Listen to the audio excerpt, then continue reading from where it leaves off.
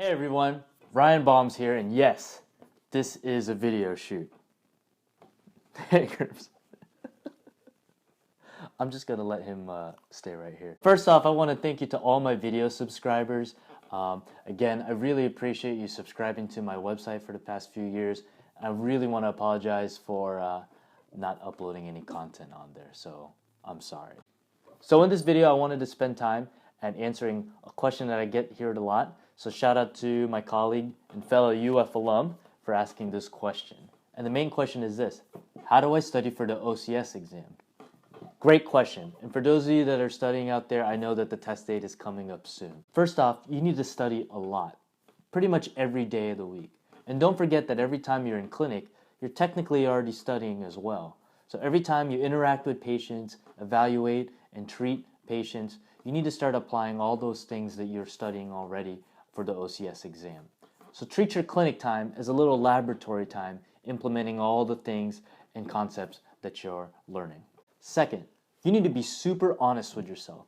What does that mean? Well, when I was studying for the exam, I knew I was really good at the lumbar spine. So guess what? I didn't spend a lot of time on studying the lumbar spine. Stop wasting time studying for body regions that you already know you're good at. Yeah, it may feel good studying things and testing yourself on things that you're really good at, but when every day counts, you can't waste your time studying, again, on things that you're already good at. Now, I studied some of the lumbar spine region material, but I did that a few days before the exam just to make sure I covered my bases. Next, you need to be super strategic in how you study. Look, the percentages are out there in terms of what's on the exam. So if you look at the knowledge areas and procedures, the distribution is fairly even. But if you look at the actual body regions, that's where things start to get really interesting. You see, the distribution is not even, and remember that this reflects specialty practice based on the survey that APTA has conducted. So some of the big portions on the exam are the cervical spine, lumbar spine, leg, ankle, foot, and the thigh and knee region. So you need to strategize what body regions you want to conquer and study for. So take, for example, when I was studying, I gave myself a goal of knowing 80% of the exam material. I took all those body regions and picked the ones that I wanted to study for and made sure that it added up to 80%. So what that means is that some body regions will be left out, and that's okay. So for example, I didn't study anything about the TMJ joint. Not studying for the TMJ was okay because it only consisted of 5% of the exam. So at the exam, when I got a TMJ question, I just did a best educated guess and moved on.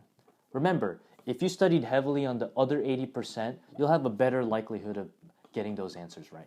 Next, you want to train for endurance and timing. Remember, you have 7 hours for the exam, 50 minutes of those is for an optional break. So that means you have 2 parts of the exam at 3 hours each. You also have about 200 questions on the exam. If we do the math, 6 hours divided by 200 questions comes out to be about 1.8 minutes per question, or about 2 minutes.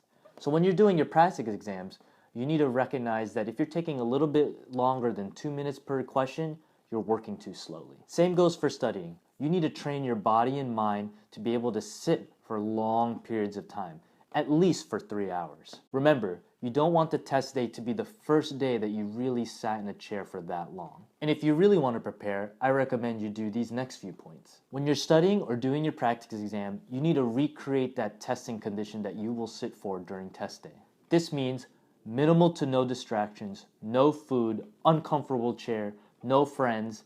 Anything that you could do to recreate that testing condition will help train your mind and body. Let's say you scheduled your test day to be on a Saturday morning. Well, every Saturday morning before that, you need to recreate those testing conditions. For those of you that train for long distance races, you're probably already aware of this strategy. So take, for example, if your race day was on a Saturday, all the Saturdays during your training plan would be committed to your long run. Again, you just got to get your body and mind prepared. Lastly, you need to hustle. Again, you just need to study every day and take no excuses. Remember, you only have 6 hours to complete and conquer this exam for the privilege of becoming a board-certified clinical specialist for 10 years. So you got to make every moment count. This is Ryan Baums. Again, thanks for watching. And if you have any more questions, feel free to shoot me an email, or you could hit me up at Twitter on Ryan Baums DPT. See you guys.